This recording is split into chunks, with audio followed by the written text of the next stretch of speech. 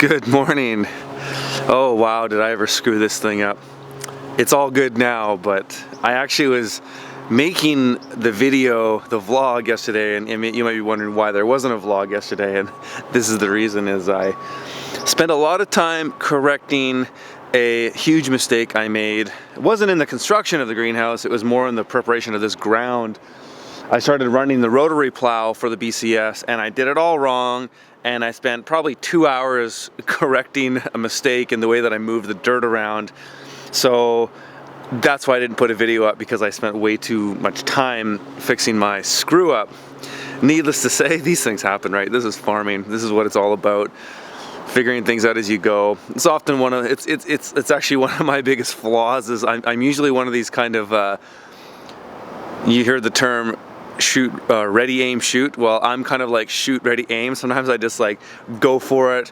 Don't even look at the manual. Don't do what I do. Don't follow my lead on that one. Anyways, I've got my ground all prepped now, and I'm actually doing some string lines to plot out these beds, because these beds are going to be more narrow than 30 inches. They're going to be a 2-foot wide bed. That's just the constraints of the greenhouse. I wanted to have the center of it is a path, so that if I need to put posts in the center, in the case where there's a heavy snow load or something like that, I can do that. It's an option. I don't think I'll need it, but you know, you never know. So doing 2-foot wide beds, I'm stringing these beds out, and you guys can follow along and see how I do this. It's quite simple. Basically, all I'm doing is, so I've got a 23 foot wide area on the inside, and in order to make the beds, and they might even be a little bit more than 2 feet, but all I'm doing is just reducing by splitting in half my amounts. So I measured 23 feet here, and then put another tape on the end, 23 feet there. 11.5 is the center. Put a stake down at 11.5, walked around there, put another stake down at that half, ran the string along, walked down the middle, my 2 feet between the string line, so that's my center. So then I split the difference again here, so 11.5 divided by 2 here was it 5.75 or something like that? 5 feet, and what is that? 9 inches. I hate the imperial system, though I use it because everybody else uses it, but it just is so illogical to me. Anyways, split it down the middle there, walked that out, split this down the middle, walked it out, split this down, I will split this one down the middle and walk it out, and so you'll see how that all goes. I will splice in a couple things from yesterday though. We were out here harvesting some greens, and we harvested some tatsoi there, so this is what tatsoi is all about.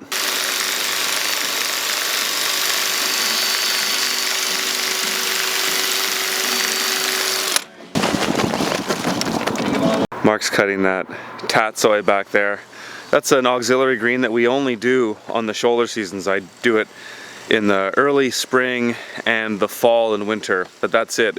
You can't even grow it into mid-spring. It bolts too quickly. But on the cool shoulder seasons, it's a super high yielding green, and you get many cuts from it. I'll get probably 4 cuts from that bed before it gets too cold out here to continue to manage it. So it's one of these auxiliary greens that's great for its time and place. I forgot about one quick top-up order that I gotta go and drop off real quick. One of our distributor customers that's only about a 5-minute bike ride away, so I'm just gonna drop that off real quick, and then I'll get back to the greenhouse.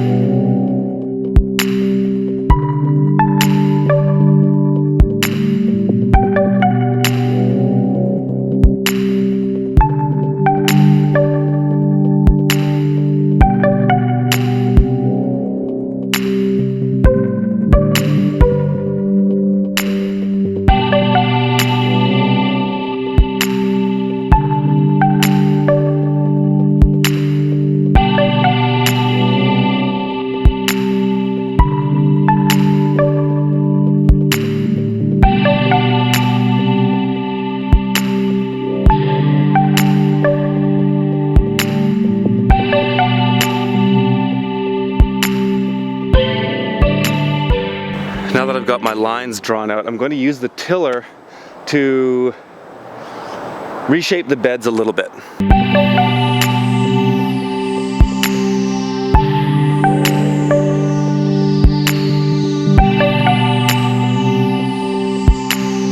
Okay, the main reason I did that was first to just shape the beds better, but I also noticed when I was starting to rake them, there was a lot of particulates in there still, and I figured another round of the tiller would grind that stuff up even better. Now I will just rake some of the uneven areas, some of the bumps that I see in the beds.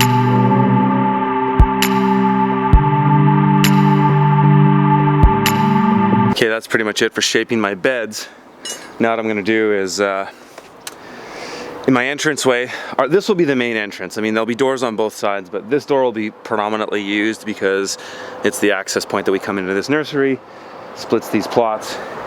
So we're coming in here more often, so I'm going to make an area on here that's 2 feet wide that is a walkable area. So I'm just gonna walk down and split the difference between, just by eye, between these 2 posts here because they're 4 feet apart. Okay, so I'm now gonna level this area out.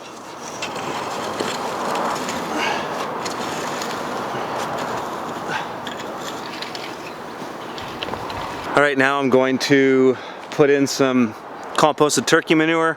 That's going to be my fertility for the winter, and then I'm going to run the tilther through here to just mix it into the top inch or 2 of the soil.